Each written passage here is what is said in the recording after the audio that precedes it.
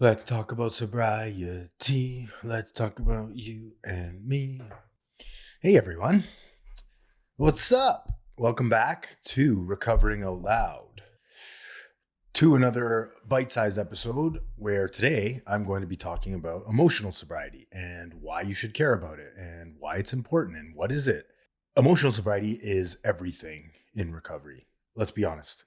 If I can't handle my emotions sober, I'm going to pick up drugs and alcohol again because that's what I did all the time. Felt uncomfortable, felt fear, felt shame, picked up drugs, went away.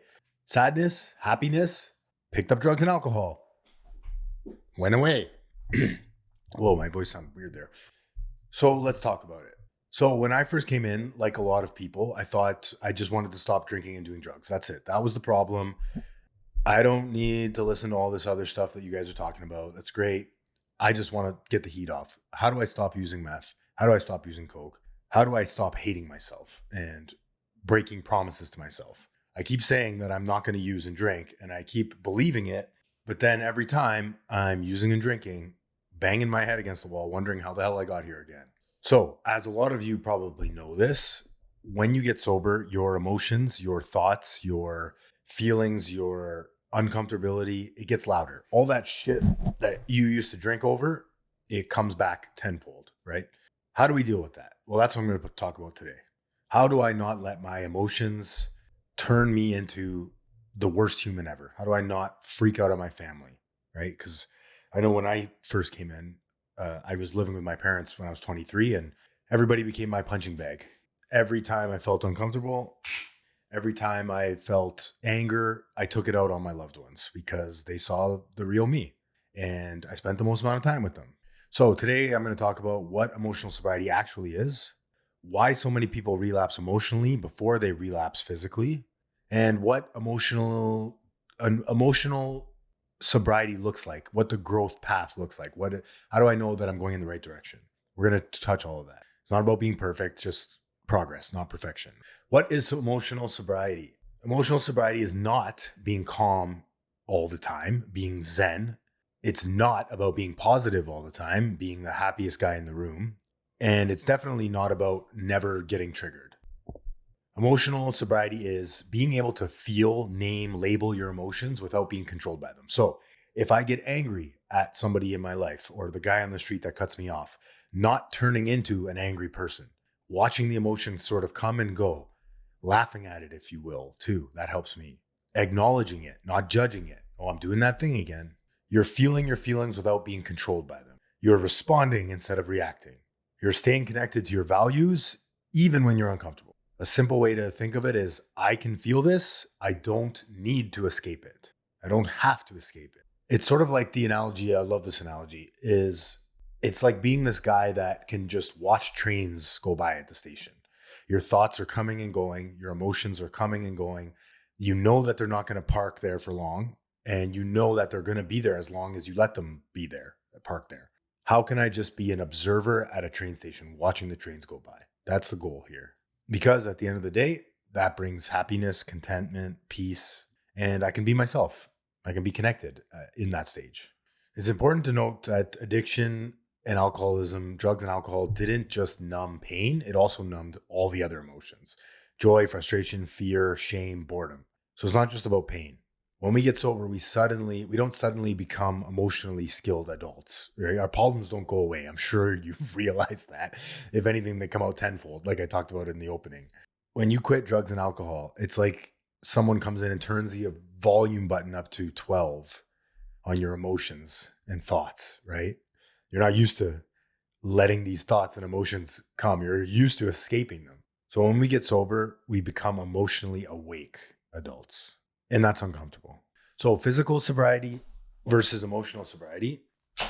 Hard truth is you can be years sober, doing all the right things, and still emotionally unsafe to yourself and others. I've seen this in recovery meetings and spaces. The guy that has 30 years and he's yelling at everybody for not following the things that he agrees with or not agreeing with him, or he's losing it on the guy outside. You know, you see him all happy in the recovery meeting, and then you walk outside and he's complete asshole to people on the street, or he ignores, homeless people or whatever. I'm sure you've seen it before.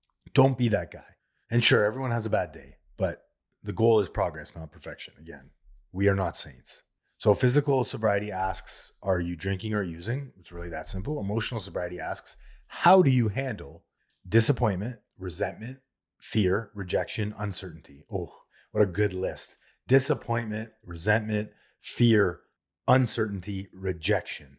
If I can just get a handle on those and not let those run my life and my thought process and my behavior, wouldn't life just be great? This is a daily thing. You know, you get it one day and then you wake up the next morning and it's back tenfold or 10 million times stronger. So I wrote down here, most relapses don't start with a drink. I would say that's wrong. I think all relapses start emotionally, start weeks before picking up a drink. I think we are consciously or subconsciously planning our relapse. At least that was my story, my experience. The second time I was more conscious of it, but I've been unconscious of those thoughts of, man, wouldn't it feel better if I just got back on ADHD medication? You know, I bet I'd be happier. I'm pretty sad and bored.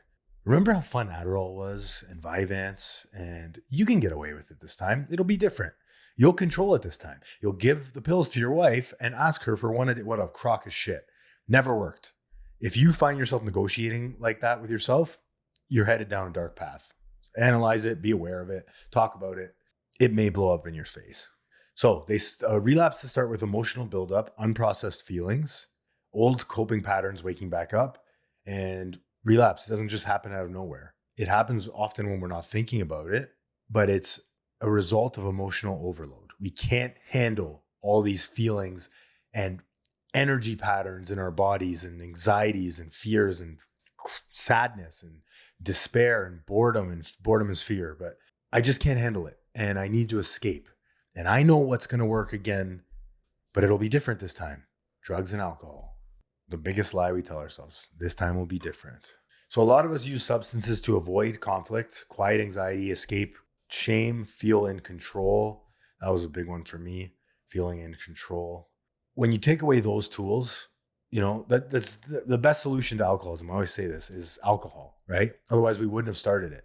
Best solution to addiction is drugs. Otherwise we wouldn't have taken them. They worked for something. They allowed us to escape something that was uncomfortable or feel a certain way, or they allowed us to be in control of our feelings, whatever. It's different for everybody.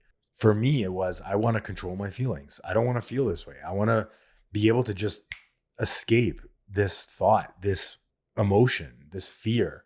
I don't like fear. I don't like ruminating. That's what drugs and alcohol did for me until they didn't. Now I'm left with, what do I do? You take away my solution. Now what? I need to find a spiritual solution. But that's not what we're talking about today. When those tools are gone, drugs and alcohol, we're left with low frustration tolerance, big reactions, black and white thinking, either 0 to 100, right? It's either terrible or it's really good. There's no in between. All or nothing emotions. And you might notice things like overthinking everything. So overanalyzing, overthinking, spinning stories in your head. It's going to be this way. This is going to happen. And then he's going to say this and I'm going to say this. And then we're going to fight and I'm going to win and I'm going to look stupid. I'm going to be an idiot. I might as well not even go. Taking things personally, feeling rejected easily, needing external validation from others or things, material items, and wanting relief now. That doesn't mean you're failing. It means your nervous system is relearning safety. Emotional sobriety is a skill, not a switch that you can flick on. Nobody becomes emotionally sober by willpower, by just trying really hard and flipping the switch. Discipline, right? You can't just gym bro your way into it. It's like everything in recovery, in sobriety. It takes practice and consistency. And it's not sexy. Nobody wants to hear that, but it's consistent effort, not perfect effort. Progress, not perfection. Practice looks like pausing instead of reacting, right? So taking a breath as your first answer. That's a practical tool I love. When somebody pisses you off or something happens and you want to just erupt, your first word should be... And maybe not that obvious. You don't need to breathe in someone's face and spew your fucking breath all over them. But your first word should be a breath. There should be no first thought wrong. I was always taught. Take a pause. It'll benefit you in all areas of your life. Naming what you're feeling. So, I'm doing that thing again. This is blank. This is fear. This is sadness. This is happy, joy, anger. Tolerating discomfort without escaping. So being comfortable in the uncomfortable. Learning that feelings rise and fall, just like trains at a train station. They're going to go through. This too shall pass, just not in my time. A big shift happens when you realize this feeling doesn't need to be fixed. Oh, I love that. There's nothing wrong with this feeling. There's nothing wrong with me. It just is happening right now. Anxiety is a favorite. I love analyzing anxiety when I get really nervous before I speak or before I do I don't know, before I do a speaking engagement, speaking in front of a bunch of people or going to talk to somebody that makes me very nervous. I feel it in my stomach. You know, it might be different for you, but I feel it in my stomach, the butterflies, the sort of pit, uncomfortable. Now, when that happens, I see it, I notice it, I put attention to it, I focus on it, and I just say, that's a pattern of energy moving through my body. That's it. Pattern of energy, and it's going to pass. And it works for me every time. You know, I don't dwell on it and say I'm a bad person. Oh my God, I'm going to fuck up. I can't believe you're nervous. How can you be nervous for this? I get nervous before sharing in meetings sometimes of like 4 people. It just happens. Most emotional suffering comes from resisting feelings, judging feelings, like I just said, trying to control feelings, willing your way out of anger and into joy. I should be happy all the time. Biggest lie you'll ever tell yourself. No one is happy all the time. And if they are happy all the time, they're lying to you or they're snuffing their emotion down, or you just see them in the happy moments of their life and not the rest of their life. Trust me, you cannot be happy all the time. Emotional sobriety is I can sit with this even if it's uncomfortable. There's a difference between sitting with it and sitting in it. Sitting in it is self-pity. I'm a piece of shit. Ruminating thoughts, feeding the thoughts and gassing up the thoughts and letting them control your life and keep you stuck. I do that with the gym a lot. I don't want to go to the gym because it's uncomfortable. It's far. I don't like working out anymore. Then it spins into, oh, you're never going to go to the gym. Oh, maybe we'll just go tomorrow, or you're a piece of shit. You're going to get fat. All this bullshit. Analyze it, recognize it, move on. Action. Common signs you're not emotionally sober yet. I want to normalize this. So some signs you might still be growing in emotional sobriety. You shut down during conflict. Ooh, I do that sometimes. Yeah, you turn off, shut down, go quiet. You explode, then feel shame about it. Yelling at your wife, your husband, your partner, and then you feel like a piece of shit after. By the way, difference between guilt and shame. Guilt is I did something bad. Shame is I'm a bad person. You avoid difficult conversations. That's another good one for me too. I can do that. You catastrophize small problems, right? Making mountains out of molehill. Who does that here? I'm sure a lot of you do. I do that too. This is the worst. I'm never going to pay my mortgage. I might as well be homeless. I'm going to lose my house. I'm a piece of shit. I'm never going to get a job that I like. You know how it goes. You look outside for your relief. That is a big one for us. I use outside things to change my insides, full stop. So recovery isn't about deleting these patterns. It's about updating them, right? You just need to update your plan. We're unlearning.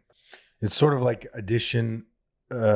subtraction by addition, right? We're adding new patterns. We're not necessarily getting rid of these ones. I mean, we kind of are, but we're replacing them with new patterns instead of focusing on getting rid of these ones. So emotionally sober, what that actually looks like. It doesn't mean calm all the time, happy all the time, unbothered all the time. Impossible. You cannot be Zen all the time.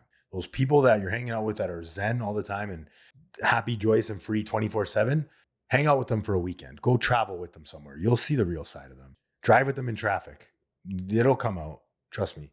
I went to Vegas one time for a sober conference.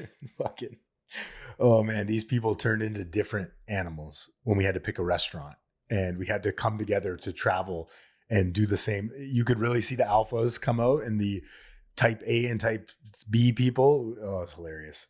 You want to find out anything about anyone, the true person, who they really are, go on vacation with them.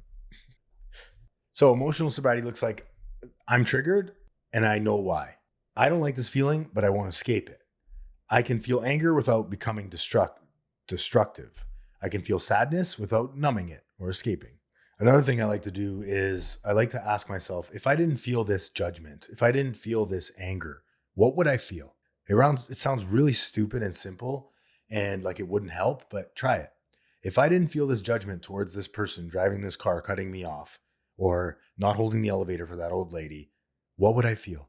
Insecurity? Fear? Emotionally sober people still struggle, still get overwhelmed, and still feel fear and all the feeling. Fear is a secondary emotion. Anger is fear's bodyguard. But they trust themselves to get through it without self-destruction. What a way to live. Trust the difference. All right, practical tools for emotional sobriety. 1, name the feeling. Instead of I'm spiraling, try I feel rejected. I feel overwhelmed. I feel unsafe. Naming it reduces its power. Label it. Don't judge it. Delay the reaction. 2, delay the reaction. You don't have to respond immediately. Take that breath, like I said.